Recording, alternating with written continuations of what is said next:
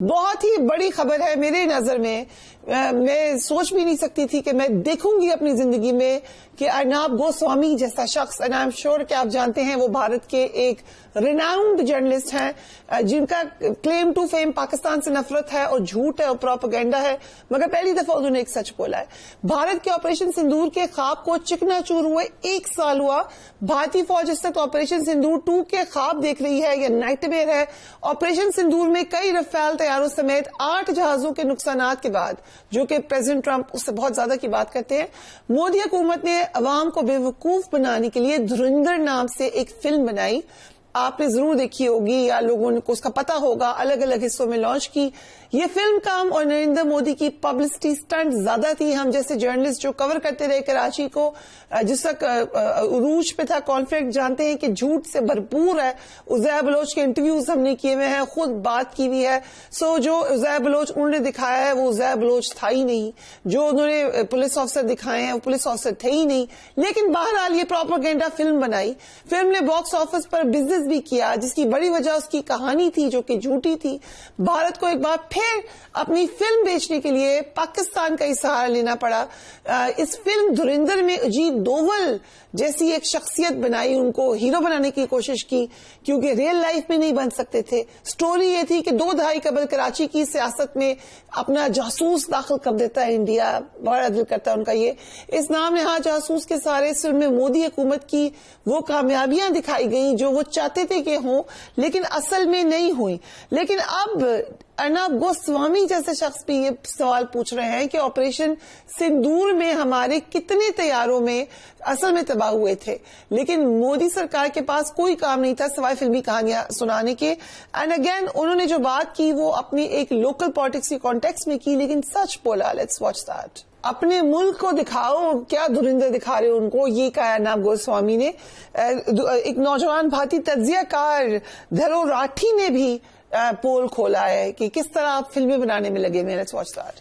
عبداللہ ارناب گوسوامی کا یہ کہنا کہ آپ جھوٹی فلمز بنا رہے ہیں, کامیابی صرف بی جے پی کو کی اپنی ایک پروپیگنڈا کیمپین ہے, نیشنل ایشوز پہ آپ کی نظر نہیں ہے, ملک کو آپ کہاں لے گئے ہیں یہ تو اب ہم کہہ رہے ہیں, بٹ دا فیکٹ کہ ارناب گوسوامی کین سے دیٹ. آپ کیسے دیکھ رہے ہیں, کیا ہم اس کو پاکستان کی کامیابی سمجھیں؟ دیکھیں, بھارت کا نیچرلی یہ جو پروپیگنڈا تھا, جو ان کا جھوٹا پروپیگنڈا تھا, میں تو یہ پرسوں یہ کہا کہ ذلت, رسوائی, جھوٹ, مکر, فریب, دھوکہ, اس سب کا جو پول تھا اس کی سالگرہ پہلگام کے 1 سال کے اوپر منائی گئی.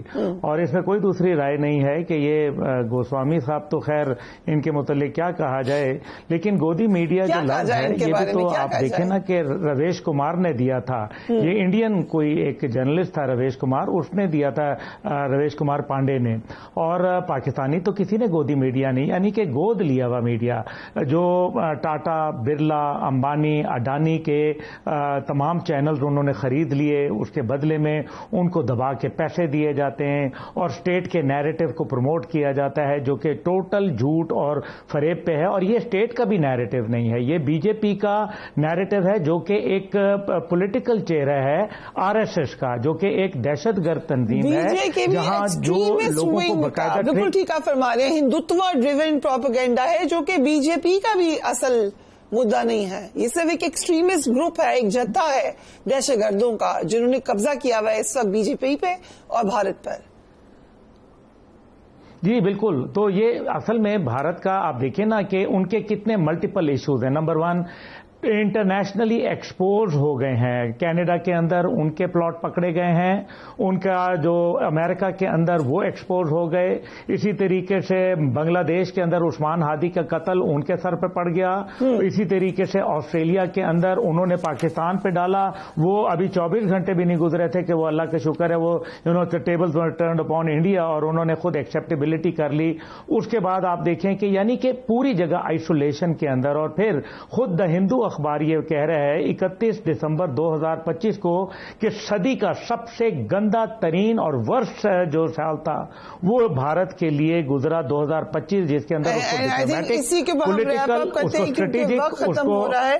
This was not about धुरिंदर, this is about India. India के अंदर ये एहसास जितनी जल्द हो जाए कि झूठ और प्रोपेगेंडा से आगे काम नहीं चलने वाला. Let me come to air vice marshal Ejaz Malik. जो इजराइल के लेबनान और गजा हमलों में अब तक कितने सहाफी शहीद हुए हैं वो आप जरा स्क्रीन पर देख लें. हमने इसके ऊपर काफी डिटेल में रिसर्च की है. मजमूई तौर पर 2023 से अब तक गाजा और लेबनान में इजराइल की जानिब से जो शहीद सहाफियों की तादाद है 250 से ज्यादा है. You can see the details on your screen. Meanwhile air vice marshal साहब, सदर ट्रंप ये कह रहे हैं कि हम अपना हुर्मस में बारूदी सुरंगें हटा रहे हैं, मगर बहरी भीड़े भी वो वहां पर लाए चले जा रहे हैं.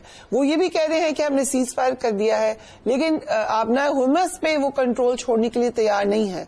So can we call this cease fire? नहीं, टेक्निकली देखें, हमारे साथ नेवल एक्सपर्ट भी हैं. Technically blockade in itself is an act of war. तो आप कंकरेंटली एक्ट ऑफ वॉर भी जो है इन प्लेस रखें और फिर आप ये कहें कि सीज फायर भी है, ये बात ही दुरुस्त नहीं है.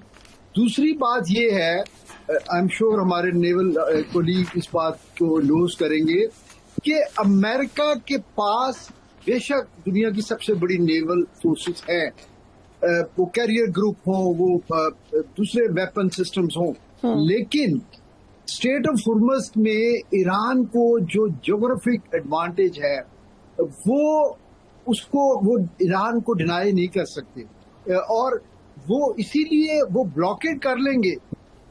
ठीक है, shipping in and out control हो जाएगी, रुक जाएगी, लेकिन वो अपनाए हुर्मस खुलवाने की पोजीशन में नहीं है.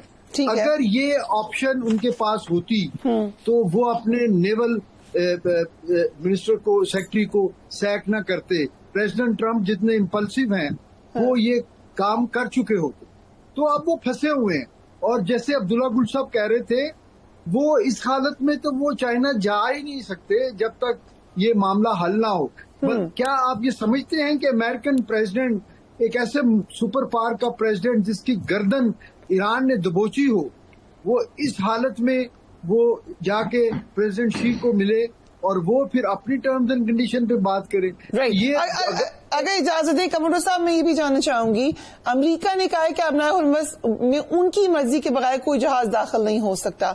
As far as we understand, हम एक और नेवल ऑफिसर ने हमारे प्रोग्राम में बात समझाई थी कि अपना हुर्मस के ऊपर ईरान ही का कंट्रोल है, उसके बाहर ब्लॉकेट अमेरिका ने किया है. As far as we understand, most probably दोनों ही को आप लीगल नहीं कह सकते, लेकिन ये कहना कि हमारा मुकम्मल कंट्रोल है अमेरिका का, किस हद तक दुरुस्त है? ईरान टोल टैक्स की भी बात कर रहा है. सो एग्जैक्टली कंट्रोल किसके पास है? देखिए जी, कंट्रोल तो उसी के पास है जो इस वक्त खामोश है, और जिसके पास कंट्रोल नहीं है वही बड़ी बड़ी बातें जो हैं वो चल रही हैं कि हम उनके जहाजों को डुबोएंगे, कश्तियों को डुबोएंगे जो माइन लेइंग कर रही हैं, फिर वो कह रहे हैं कि हम माइन स्वीप करेंगे या माइन क्लीन करेंगे. लेकिन फरिया, इसमें देखें, समझने की एक बात ये है कि जैसे अभी हमारे साथी एयर मार्शल साहब फरमा रहे थे कि उनके पास अमेरिका के पास एक बड़ी मुश्किल है. मुश्किल ये है कि अगर वो अपने जहाज करीब लेकर आते हैं तो वो शिकार हो जाएंगे एसिमेट्रिक, क्योंकि ईरान के पास एक ज्योग्राफिकल एडवांटेज है. वो जहाज अगर करीब नहीं लेकर आते तो वो अपना असर रसूख कायम नहीं कर सकते. तो ये उनके लिए बहुत बड़ी परेशानी है.